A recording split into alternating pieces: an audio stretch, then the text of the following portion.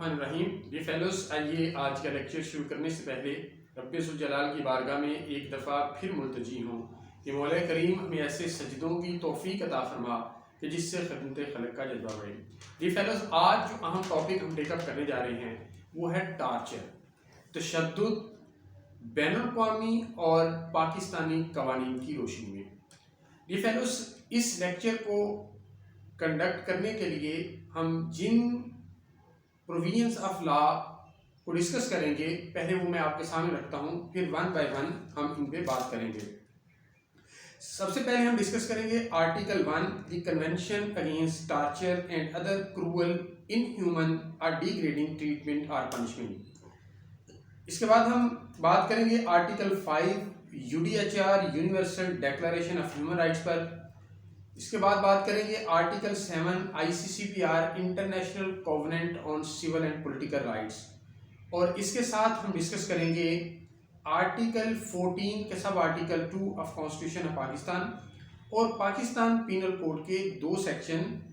337 के यानी 337 के और 348। ये फेलोस, सबसे पहले हम ये जानने की कोशिश करेंगे कि टार्चर से या तशद्दुद से मुराद क्या है, इसकी डेफिनेशन क्या है। ये फेलोस, ये इसकी डेफिनेशन को the convention against torture and other cruel, inhuman और डिग्रेडिंग ट्रीटमेंट और पनिशमेंट के आर्टिकल 1 में डिफाइन किया गया है, जो कि यूनिवर्सली रिकग्नाइज्ड डेफिनेशन है और हर जगह इससे यही मुराद लिया जाता है। ये फेलोस, इस डेफिनेशन के मुताबिक कहा गया कि तशद्दुद बुनियादी तौर पे इंक्लूड करता है 4 चीज़ों को। सबसे पहले यह है कि अगर कोई शख्स कोई ऐसा एक्ट करता है जो कि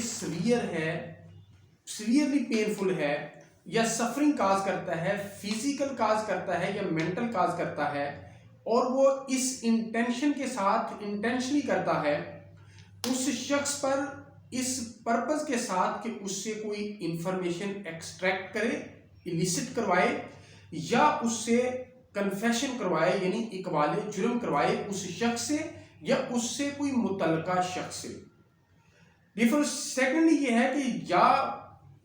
वो जो एक्ट है वो इस पर्पस के लिए हो कि किसी शख्स को पनिश किया जाए या उस शख्स को या उससे मुतलका शख्स को उसके सस्पेक्टेड कमीशन ऑफ ऑफेंस की वजह से। नंबर 3 है किसी को इंटिमिडेट करना, कोर्स करना, धमकाना, डराना उसको या किसी और शख्स को, या डिस्क्रिमिनेट करना इस अंदाज में कि उसको सफरिंग मेंटल या फिजिकल जो है वो इन्फ्लिक्ट हो, और ये किसी पब्लिक ऑफिशियल की मौजूदगी में हो और वो पब्लिक ऑफिशियल या खुद इसमें इन्वॉल्व हो या वो एक्यूज कर दे, यानी उसके सामने हो रहा है और वो उस पर खामोश रहे। लेकिन इसके साथ साथ ये कहा कि इट डजंट इंक्लूड पेन और suffering arising only from inherent और इंसिडेंटल टू लॉफुल सैंक्शंस। अगर किसी शख्स को लीगली डिटेन किया गया है, उसको लीगली पनिश किया जा रहा है, अगर उसकी बुनियाद से अगर कोई उसको एग्नी या मेंटली ही फील्स टू बी टार्चर्ड यानी वो तकलीफ, सफरिंग, इन्फ्लिक्शन फील करता है, तो ये टार्चर की डेफिनेशन में नहीं आएगा। ये fellows, UDHR universal declaration of human rights 1948 का आर्टिकल 5 इसके साथ डील करता है, जो कि प्रोहिबिट करता है कि टार्चर नहीं किया जाएगा, जो कि ऊपर डिफाइन किया गया। इसकी वर्डिंग है, no one shall be subjected to torture और टू क्रूअल, इनह्यूमन और डिग्रेडिंग ट्रीटमेंट और पनिशमेंट। ये फेलोस, इसी तरह article 7 ICCPR international covenant on civil and political rights prohibit करता है टार्चर से, इनह्यूमन ट्रीटमेंट से। इसकी वर्डिंग है, no one shall be subjected to torture और टू क्रूअल, इनह्यूमन और डिग्रेडिंग ट्रीटमेंट और punishment. In particular, no one shall be subjected without his free consent to medical or scientific experimentation. D fellows, जब हम constitution of Pakistan की बात करते हैं तो इसका आर्टिकल 14 सब आर्टिकल 2 जो है ये इस मौजू पर बात करता है कि no one shall be subjected to torture for the purpose of extracting evidence. Dear fellows,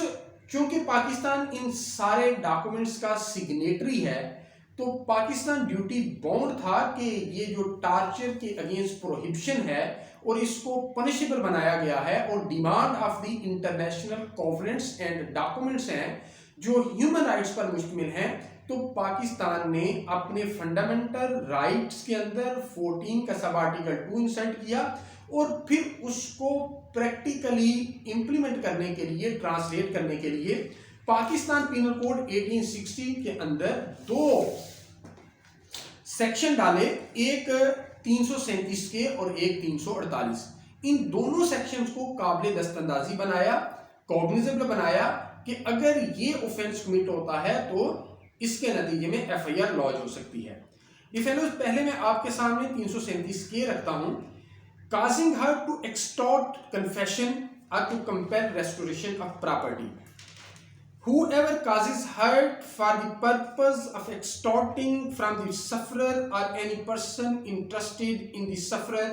any confession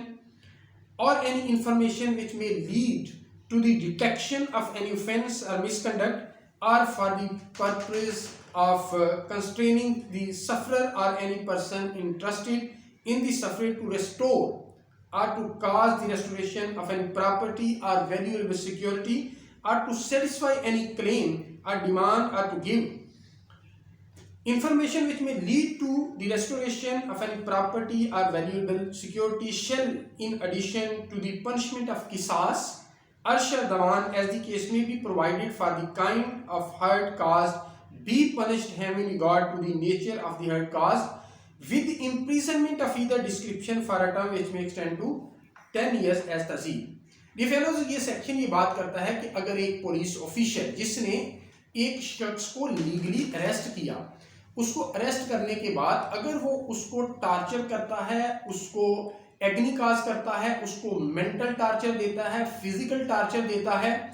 और उसके नतीजे में उससे कोई इंफॉर्मेशन एक्सट्रैक्ट करवाता है या कन्फेशन एक्सट्रैक्ट करवाता है, या उसको मजबूर करता है कि वो खुद या उससे कोई मुतलका शख्स है पार्ट विद कर दे अपनी प्रॉपर्टी से, या किसी ऐसे डॉक्यूमेंट पे साइन कर दे जो कि वैल्यूएबल सिक्योरिटी है और जिसके नतीजे में वो किसी प्रॉपर्टी से पार्ट विद करेगा, तो ये 337 की जो है वो अट्रैक्ट होगा। अब उस मेंटल टार्चर से जो हर्ट का ऑफेंस कॉन्स्टिट्यूट होगा उसका अलग से सेक्शन लगेगा। अगर कोई हर्ट का सेक्शन नहीं भी कॉन्स्टिट्यूट हो रहा लेकिन उसको मेंटल टार्चर या फिजिकल टार्चर किया गया है और ये जो इसके अंदर चीजें की गई हैं वो नतीजतन होती हैं, तो ये ऑफेंस फिर भी कॉन्स्टिट्यूट हो जाएगा। डिफेंस सेक्शन 348 जो है वो रॉन्गफुल कन्फाइनमेंट करने के बाद, यानी लीगली अरेस्ट नहीं किया, किसी को रॉन्गफुली कन्फाइन किया है और रॉन्गफुली कन्फाइन करके कंपेल किया जा रहा है कि वो कन्फेस करे या वो रिस्टोर करे, प्रॉपर्टी दे या पार्ट विद करे, तो डियर फेलोज इसकी सजा बताई गई, shall be punished with imprisonment of either description for a term which may extend to 3 years and shall also be liable to fine. Dear fellows, ये थे बैनुल-अक़वामी और कौमी कवानीन जो टार्चर के साथ डील करते हैं कि टार्चर की प्रोहिबिशन ना सिर्फ बैनुल-अक़वामी डॉक्यूमेंट्स और बैनुल-अक़वामी कवनेंट्स का तकाजा है, इसके साथ साथ पाकिस्तान का supreme law of the land constitution of Pakistan 1973 भी मना करता है, और इसके साथ साथ पाकिस्तान पीनल कोड 1860 के सेक्शन 337 के और 348 पीनल सेक्शन है और ये कॉग्निजेबल सेक्शन है जो कि इसकी प्रोहिबिशन के लिए इंसर्ट किए गए। ये फेलोज, आज का लेक्चर आपको पसंद आया होगा। अगर आज का लेक्चर आपको पसंद आया हो तो बाबुल इल्म लॉ अकेडमी यूट्यूब चैनल को सब्सक्राइब जरूर कीजिएगा और हमारी इस वीडियो को लाइक जरूर कीजिएगा। अल्लाह ताला आपका हामी नासिर हो। बहुत शुक्रिया।